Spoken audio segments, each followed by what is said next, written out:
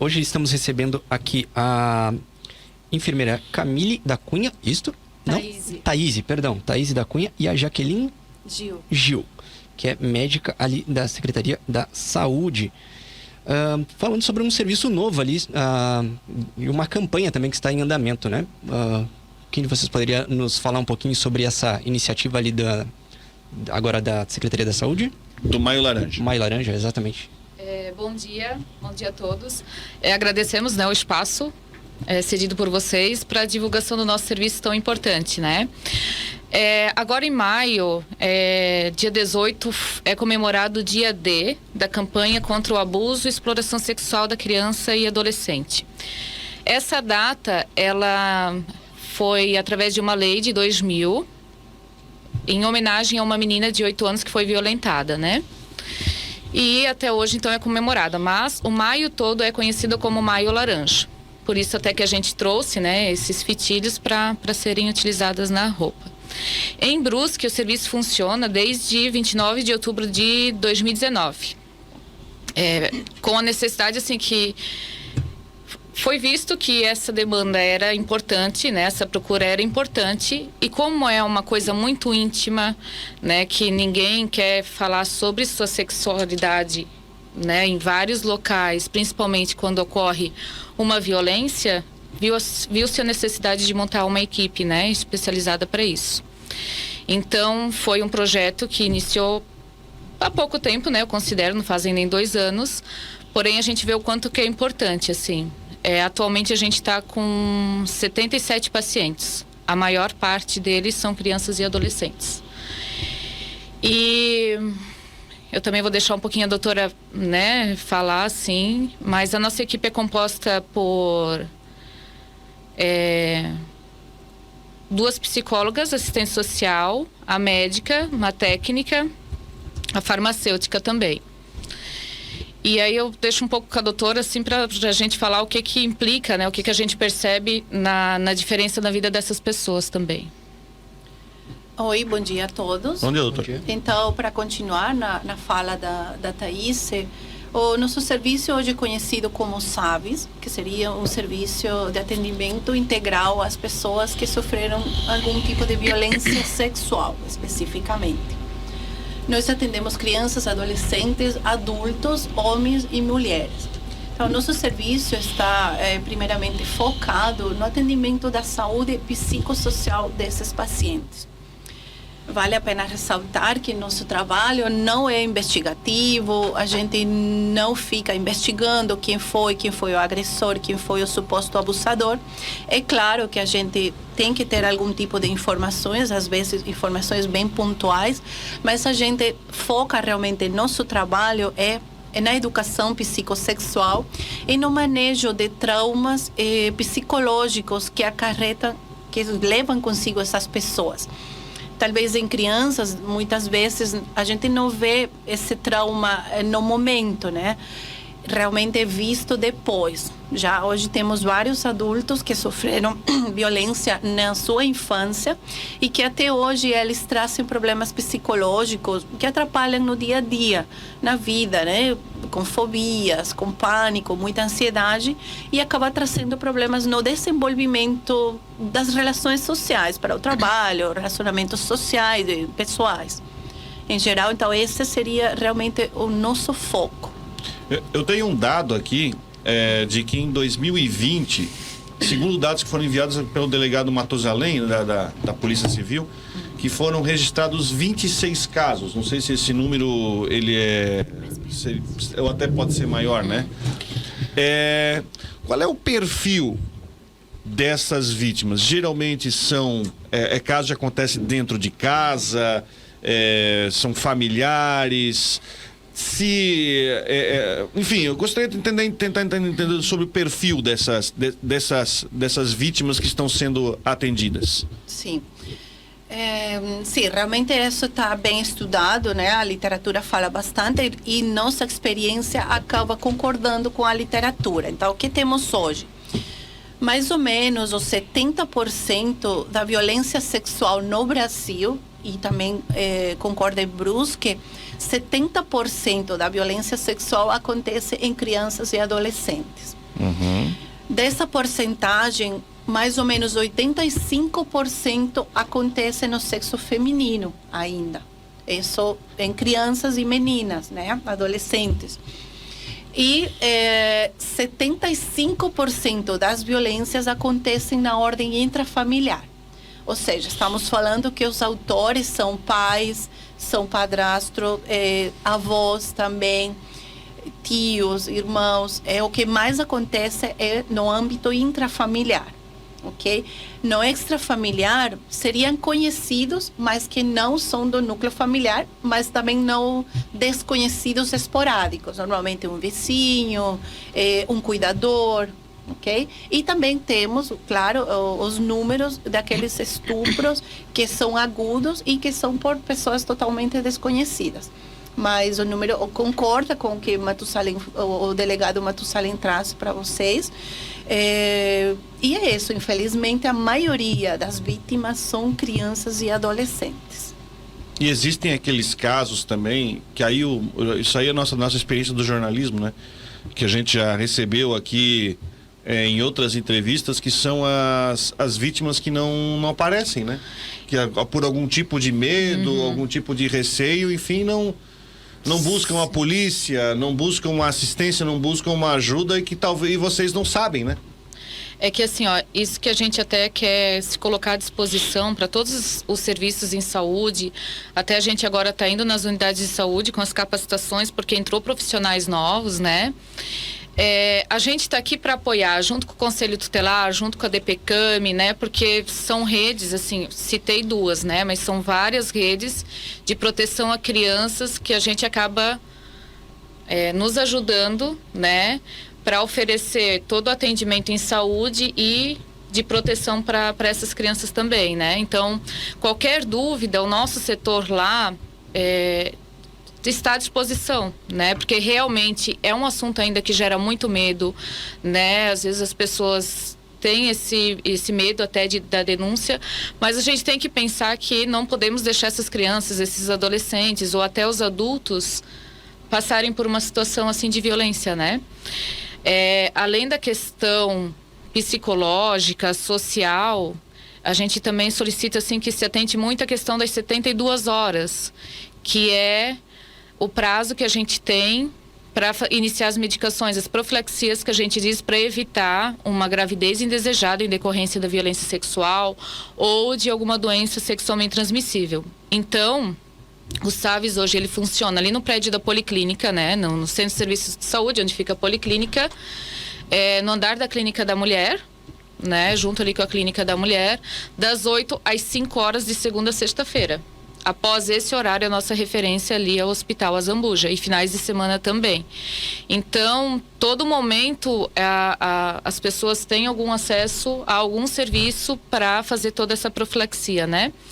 E caso a pessoa vá no hospital, depois daí é encaminhada para nós, ou pode mesmo nos procurar ali na Policlínica para fazer o segmento com a nossa equipe daí. Esse caso do Dr. Matusalem ali de 26 foram casos novos, né? Mas para nós acaba aparecendo de anos atrás que a gente contabiliza nesses 77 pacientes no total, né?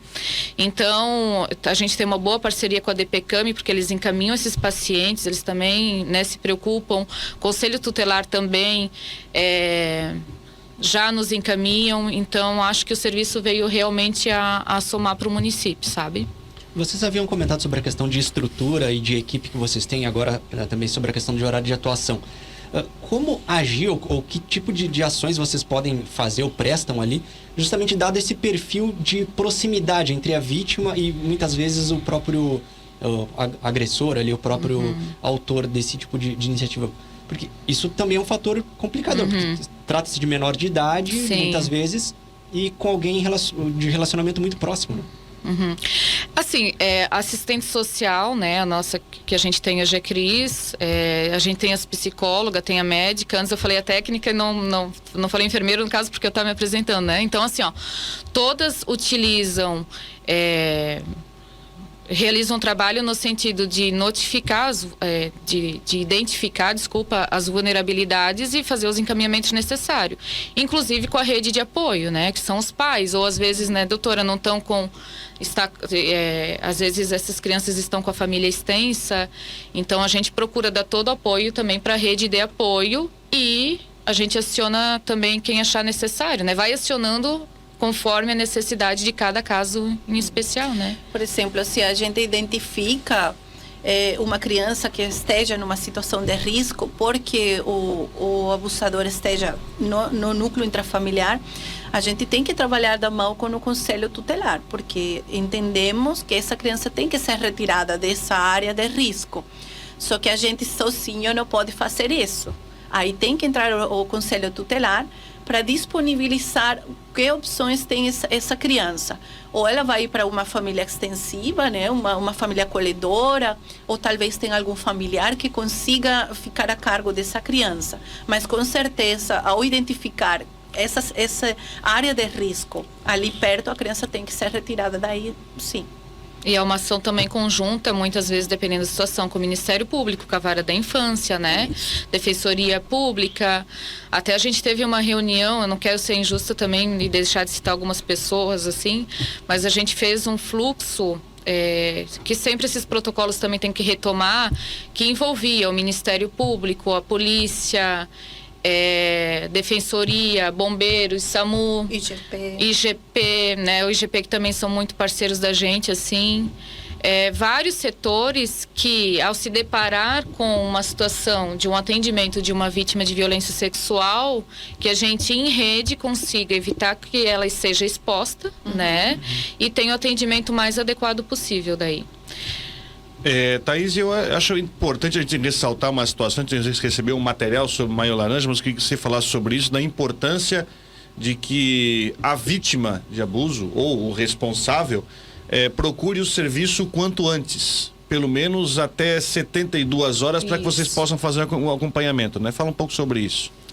Isso é justamente para a medicação fazer a eficácia, né? Senão, não que ela ela pode procurar nós a qualquer momento, mas é importante, né, quando é agudo, que a gente diz até 72 horas, nos procurar o quanto antes, justamente para essas medicações serem eficazes, né? E também tem a questão do IGP, do exame de corpo de delito, que quanto antes, quanto mais vestígios também tiver ter ali, mais a chance da gente conseguir... A gente não, né? Porque como a doutora falou, nós não somos investigativos enquanto SAVs, mas daí a gente aciona a rede de apoio, né?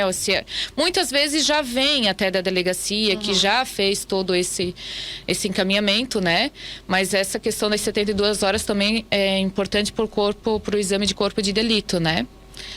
E assim, as pessoas às vezes procuram a gente com a idade adulta, assim, 30, 40 e poucos anos, de uma situação que aconteceu lá na infância, né? Acho que até a doutora antes falou, e que até hoje na vida da pessoa tem impactos importantes, real, assim, de a pessoa às vezes não conseguir dormir. Tem relato que às vezes, tipo, na hora que acontecia a violência, até hoje, por mais que era na infância, a pessoa ainda tem trauma daquele horário. Então, assim, a gente já se deparou muito com, mas aconteceu lá na infância, né? E por que às vezes atende adulto? A gente já foi questionado sobre isso. Mas a pessoa, provavelmente, não é uma coisa que vai cicatrizar, talvez nunca vai curar. E de repente a pessoa não vai nem abrir isso. Eu ia justamente lhe questionar como identificar, por exemplo, de repente o parceiro ou parceira sofreu ou algum amigo sofreu. Tem como identificar isso no dia a dia, nesse convívio diário, ou é algo muito fechado assim normalmente? O parceiro entre o casal isso, que convive. Isso, com alguém que já tenha passado por esse tipo de situação. A gente ainda procura, não é muito grande nesse sentido. Sim. Mas a gente já teve situações... Sim, que já relatou que era, né, o abuso acontecia entre o casal mesmo, né? Porque, assim, até é importante trazer o que é a definição do abuso sexual, né? Muitas vezes as pessoas acham que o abuso é só quando tem a conjunção carnal, que a gente diz, né? Mas o abuso sexual, ele envolve outros tipos de de abusos mesmo, assim.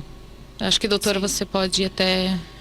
Tá, nesse sentido, na ordem que a Thaís está falando, seria então que hoje em dia o Código Penal ele fez uma junção entre o que era atentados ao pudor e o estupro, né? Então hoje em dia é também levado em conta o que a gente fala de atos libidinosos, ou seriam toques, né?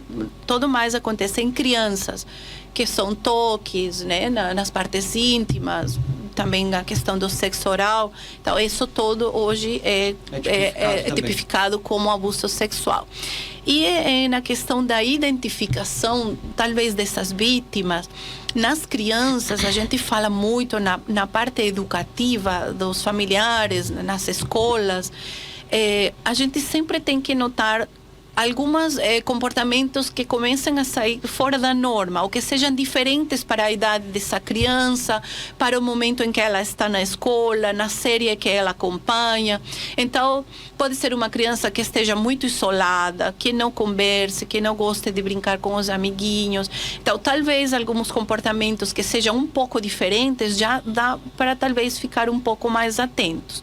Na vida adulta, talvez essas pessoas também levam isso. Como falei, tem pessoas que são muito ansiosas, que sofrem de pânico, não conseguem ficar em locais mais fechados, não conseguem manter relacionamentos a causa desse trauma. Então, sim, a gente tem talvez como identificar ou como ter algumas atitudes que nos deixam um pouco mais alertas. Então, a gente começa a trabalhar sobre isso. A escola é uma instituição identificadora muito importante, que durante a pandemia a gente sentiu muito a falta, né? E que ainda bem que agora voltou e a gente tem essa parceria, porque eles são grandes identificadores. As crianças conseguem relações de afeto e de confiança na escola, com os professores, com os auxiliares. Então, eles conseguem abrir isso para essas pessoas. E então aí desencadeia, né, todo aquele fluxo, conselho tutelar, e essas crianças acabam chegando para nós também. Desculpa, mas assim, é importante ressaltar que no momento a gente atende, porque teve a procura para outros tipos de violência, que são tão importantes quanto a sexual, né? Mas o nosso setor no momento ele atende a violência sexual. E aí a gente tem o CREAS, né, no município, que pode ser procurado para outros tipos de serviço. A gente também quer agradecer muito a Secretaria de Assistência Social, a Educação, porque também são parceiros nossos, o Hospital Zambuja também mencionado antes, porque assim, no estado tem poucos serviços específicos da violência sexual. Então, muitas coisas assim, claro que o básico para dar assistência a gente tem que saber, mas muitas coisas é construído em rede. Então, é um trabalho que a gente está construindo junto com todas essas redes de apoio que eu já mencionei, né? É a Secretaria de Saúde, de Educação, acho que eu falei antes também, né? Assistência Social, Educação. E, enfim, a gente vê que já ganhou e sempre vai ganhar muito com essa parceria de todo mundo, né? E vocês trabalham, vocês são serviços de referência, né? Aquela questão. Tem o pessoal que procura vocês, mas vocês recebem encaminhamento de Conselho Tutelar, Polícia Civil, enfim. Sim, sabe e faz o encaminhamento e vocês traçam um diagnóstico. Eu acho importante a gente relembrar. Você já falou, mas a gente vai relembrar, até porque tem gente que está conosco, né? Com o bonde andando. Onde funciona o serviço, né? Onde funciona o horário e como é que pode, de repente, um telefone? Ah, tá. A gente funciona, então, ali no prédio do Centro de Serviços em Saúde. Na Policlínica. Que é na Policlínica, isso. Das 8 às 5, sem fechar para almoço, de segunda a sexta-feira, né? Nosso telefone... no primeiro andar lá? Tem o térreo, o primeiro e o segundo. Porque às vezes as pessoas, assim, né, acho que, né, se confundem um pouquinho. É junto com a Clínica da Mulher. Na dúvida, se não lembrar a nossa sigla SAVES, pode procurar a Clínica da Mulher, que as meninas vão encaminhar pra gente. E o telefone de contato tem o geral, né, que é o 3255-6800. E o nosso ramal é 3255-6896. Né? Esses são os nossos contatos. As informações também completas daqui a pouco também vão estar no nosso site, onde a gente vai colocar a matéria, vamos colocar também o vídeo da entrevista. Se você perdeu um pedaço, depois vai poder também acompanhar aí todas as informações. E esse maio laranja é o mês para conscientização. E é importante, a gente já falou sobre esses assuntos, é importante porque a gente tem casos, eu não vou não falar só de violência sexual, mas também de violência doméstica, e existem muitos casos disso, da pessoa que é vítima, que é violentada e por algum motivo não procura a polícia. Depois a polícia faz um encaminhamento, né? Mas não procura a polícia. Então tem uma demanda reprimida, não sei se é a palavra certa. Mas são pessoas que, enfim, são vítimas de algum tipo de violência e que, enfim, por algum tipo de medo, por algum tipo de ameaça, medo de ameaça, né, de alguma situação, enfim, não procura um tratamento. O serviço existe aqui na cidade, né, e como falei, é serviço de referência. Muitas vezes as pessoas procuram a polícia. A gente teve alguns casos aqui que a gente já recebe, que aí a polícia pega e faz o encaminhamento, é importante. É aqui no segundo andar, né, Isso. da Policlínica no centro.